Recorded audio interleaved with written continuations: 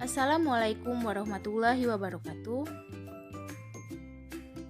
Perkenalkan, nama saya Revalina Oktavia, Prodi Pendidikan Kimia, Fakultas Ilmu Tarbiyah dan Keguruan. Mohon izin kepada Bapak Dr. Muhammad Isnaini, SAG MPD, selaku dosen pengampu mata kuliah Islam dan Ilmu Pengetahuan.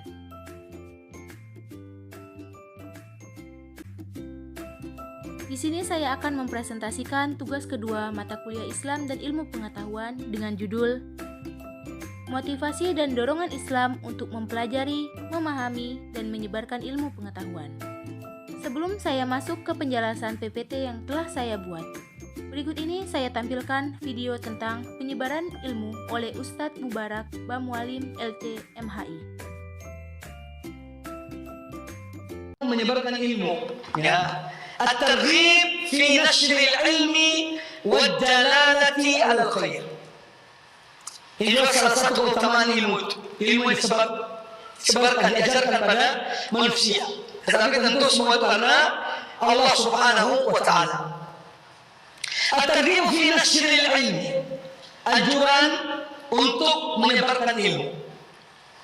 Ya, dengan mengajarkan, dengan menulis, kemudian orang baca, menjadi tersebar ilmu itu. Wadilalah al-khair. Ada adilala lafad atau masdar dalla dulu dalalatan itu termasuk minal musallaf. Apa musallaf? Harokat awalnya itu bisa 3 harokat. Ad-dalalah, ad-dilalah, ad-dulalah. Jadi kalau Anda mendengar baca buku ada nahwu, ada minal musallaf. Ya, harokatnya musallaf ada 3 bisa. Taditu atau ai u, ya.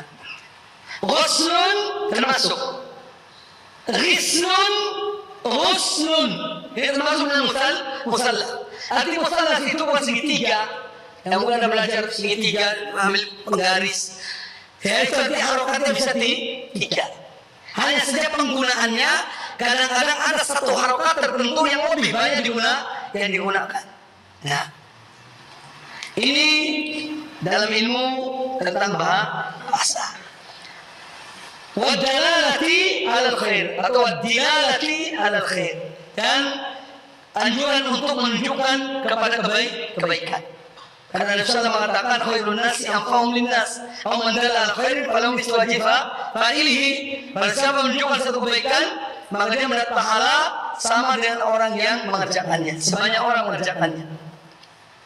Nah, oleh itu Nabi SAW orang yang paling banyak pahala Rasulullah, Sayyidul Khalqi sallallahu alaihi wasallam. Karena beliau yang mengajarkan kebaikan pada umat ini.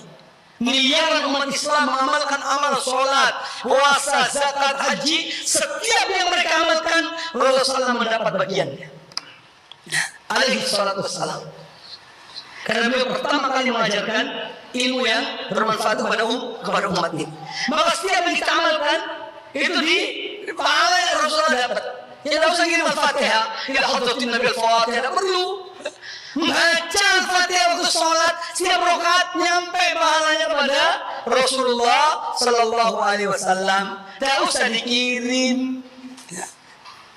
Allah yang memberikan, Allah yang menyampaikan puasa kita, sholat kita, ibadah kita, semua pahala yang kita dapat, beliau pun mendapatkannya, dan dengan tidak mengurangi pahala pelaku perbuatan yang baik itu.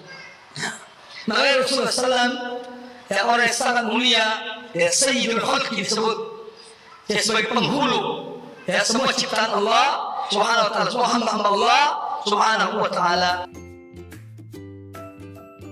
Nah, itulah video yang bisa saya tampilkan mengenai penyebaran ilmu pengetahuan. Selanjutnya, saya akan menjelaskan keseluruhan isi dari PPT saya.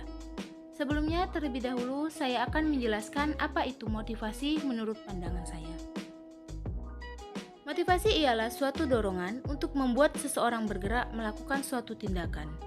Tindakan tersebut ialah mempelajari dan memahami apa itu ilmu pendidikan dan ilmu pengetahuan yang disebarkan kepada umat Islam. Selanjutnya, apa itu ilmu pendidikan dan ilmu pengetahuan?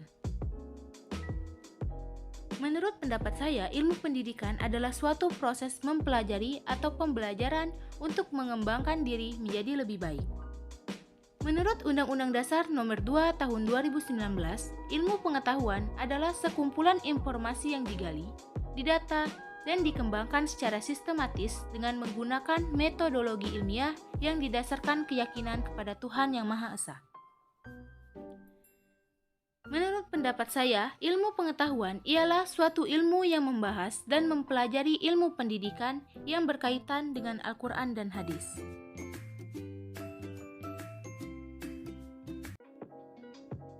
Dengan mempunyai ilmu pengetahuan, seseorang dapat lebih dekat dan bertakwa kepada Allah Subhanahu wa Ta'ala.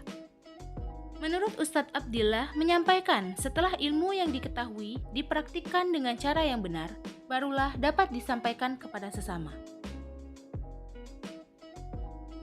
Dalam hadis diriwayatkan dalam Abu Hurairah radhiyallahu anhu bahwa Rasulullah Shallallahu alaihi wasallam bersabda, "Barang siapa yang mengajak pada petunjuk, ia memperoleh pahala sebagaimana pahala orang-orang yang mengikutinya, tanpa dikurangi sedikit pun dari pahala-pahala mereka yang mencontohnya itu.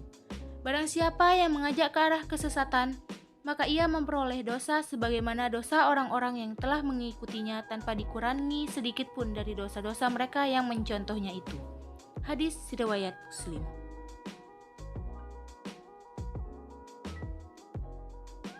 Jadi, kesimpulan dari PPT yang telah saya paparkan adalah mempelajari, memahami, dan menyebarkan ilmu pengetahuan dari Al-Quran dan hadis merupakan bentuk ketakwaan kepada Allah Subhanahu wa Ta'ala dan dapat diajarkan kepada orang lain sehingga ilmu tersebut dapat bermanfaat, sebab selain yang diajar mendapat pahala, yang mengajak pun mendapat keutamaan tanpa mengurangi pahala sedikit pun.